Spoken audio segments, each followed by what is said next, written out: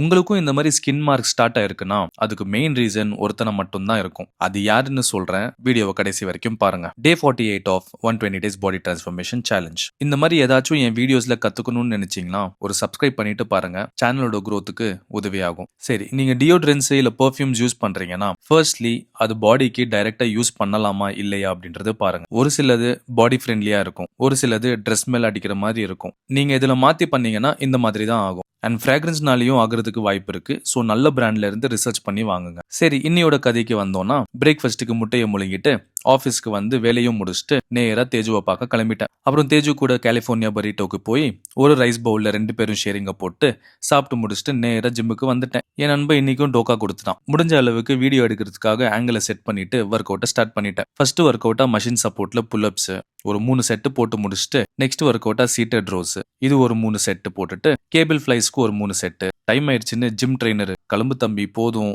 அப்படின்னு அமிச்சிட்டாங்க. வேற வழி இல்லாம நானும் வீட்டுக்கு வந்து சிக்கன் எக்ஸை மட்டும் சாப்பிட்டுட்டு தூங்கிட்டேன். Remember, the better you is within you. உடம்ப பார்த்துக்கோங்க. Stay healthy. நன்றி, வணக்கம்.